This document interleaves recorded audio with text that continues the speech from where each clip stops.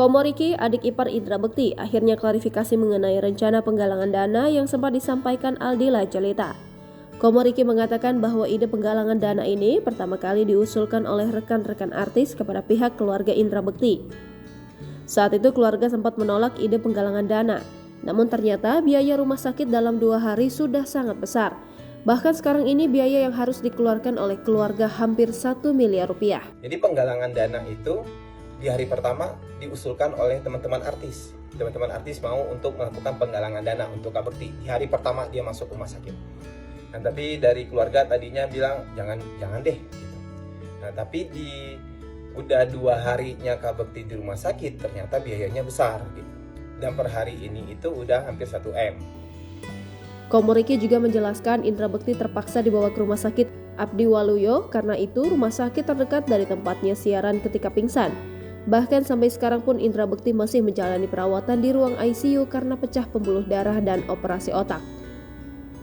Sedangkan Komoriki mengatakan Indra Bekti baru ikut asuransi sejak 6 bulan lalu, sehingga asuransi belum bisa menutupi biaya rumah sakitnya.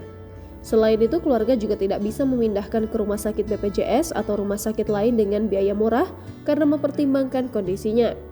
Komoriki mengatakan memindahkan pasien yang baru saja operasi otak jauh lebih sulit dan banyak perhitungan dibandingkan pasien lainnya. Bahkan keluarga juga sudah mempertimbangkan pengelolaan aset-aset milik Indra Bekti untuk pengobatannya. Teman-teman yang emang nggak tahu ceritanya, nggak tahu permasalahannya, coba gitu kalian tahan untuk ngomongin atau untuk berkomentar gitu, karena nggak baik. Orang lagi kena musibah gitu, orang lagi berjuang banget untuk menyelesaikan dan membereskan musibahnya gitu. Tolong dibantu dengan doa gitu.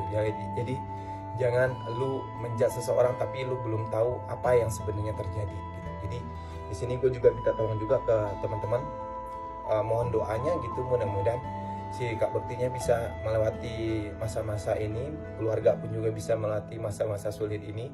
Dia bisa cepat untuk balik ke seenggaknya pindah dulu ke ruangan rawat inap, bisa cepat pulih juga gitu. Jadi mohon doanya semua dan terima kasih. Semoga informasi ini bisa untuk meluruskan apa yang sekarang yang ada di sosial media. Terima kasih. Assalamualaikum.